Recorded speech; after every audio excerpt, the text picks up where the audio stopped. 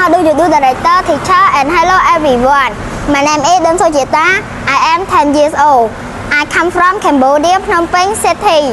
I am a student and I study English in level Smart English 1A at Scala International School, Takla brand. Today I would like to share something special with all of you with a remarkable topic which is about my father. So now let's get started with me. My father is my hero. He worked hard to take care of our family.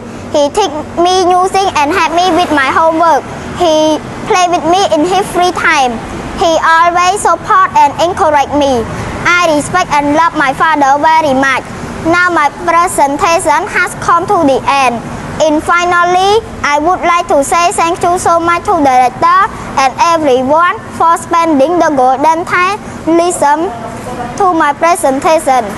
I hope you all enjoy and get my opinion in this speaking. Goodbye, good luck.